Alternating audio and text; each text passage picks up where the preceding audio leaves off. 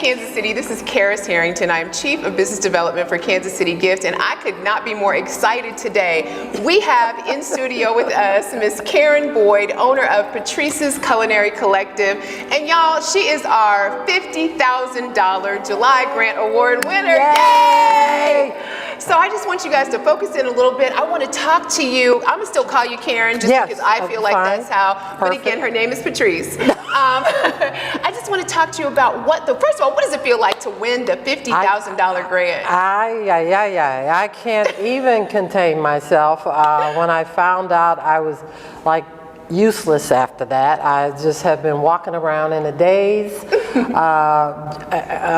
and seriously understanding that now my dream is a reality. That is awesome. That's she's only known for just a few hours, so she's still kind of taking it all in. Yes. But I want to say personally, on behalf of Kansas City G.I.F.T and our board of directors and staff, how excited we are to be able to afford you this opportunity. We all believe in your business. We're excited for what's to come for you. And thinking about that, staying on that same train of thought, tell us a little bit about, like, how did you get to where you are now? Clearly you're a culinary genius, but tell us a little bit about the path to getting to where you are. So the original path was, I've always been a creative type person. I first actually went into fashion design and quickly pivoted to a lot of social gathering and used what I had learned innately through my grandmothers and my mom in the kitchen. I was always pestering them in the kitchen, and developed not only a love but a talent for culinary arts. As a lot of people know, I am not classically trained. I actually gained all of my skills learning at the hip of my mom, my grandmothers, and my great-grandmothers. I was fortunate to have all three when I was little growing up. So over the years, culinary really became a sanctuary for me, a release, because I was doing a lot of corporate strategic planning, marketing, things like that. So I would always use culinary, cooking, gathering as a mechanism for decompressing, but also getting people to actually say what's on their mind. It's amazing when you put good food in front of people, how at ease they feel about sharing. So that's what kind of got me in the game. And then when I was done with corporate, my kids were finishing school, and I looked around and said, you know, I'm going to do what I want to do now. And I actually built out a culinary business in Florida years ago, before life happened and I moved to the Kansas City area 20 some odd years ago. I've been in Kansas City 20 years. And then pressures came from me from friends, family that knew of my culinary business in Florida, and they were convincing me slowly that there was a gap in Kansas City that I could fill.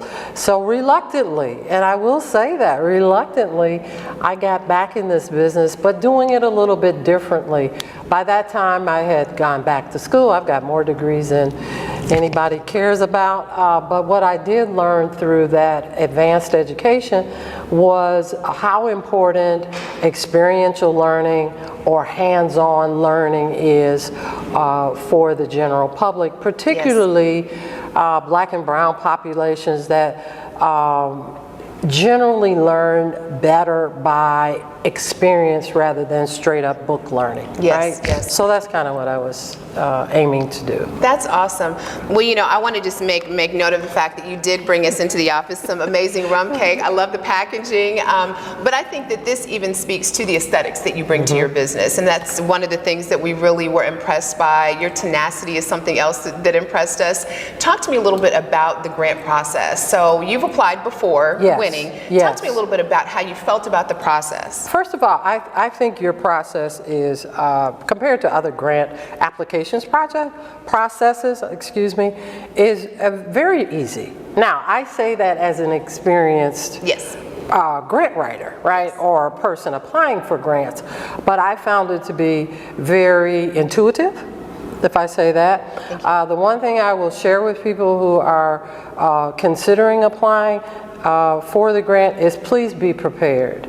Yes. So before I even hit the website, I said, okay, let me make sure I got all my paperwork in order, you know, I scanned the application, scanned the document requirements, and made sure those things were in order so there wouldn't be a lot of back and forth or you get kicked out because some things aren't there. But I found the process very easy, very intuitive. I found the support behind the process accessible.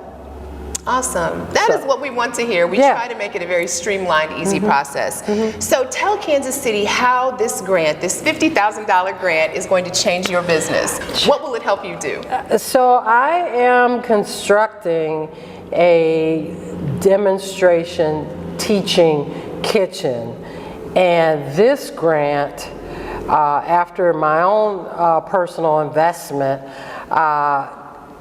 is the final piece that allows this kitchen to come to fruition. It is under construction right now. Yes. And optimistically hoping that it will be finished by the end of August. If there's little glitches or anything, by the end of September. That is wonderful. Well, congratulations again, Kansas City. If 15,000 people donate $10 a month, $10 a month, this is what can happen. So we encourage you to donate. Again, $10 is probably a little less than you pay for a latte at Starbucks. Right. So please be aware that it is community members like you that make things like this happen. Of course, Karen has an amazing business. It's Patrice's Culinary Collective. Again, she brings amazing things. We have had her food before and she is phenomenal, but I think it bears noting that your tenacity is amazing. We love, it's a character thing at this point. And so we are so happy to be able to just enjoy this moment with you. Thank you so much. Our $50,000 grant award winner for the month of July 2022. Thank you so much.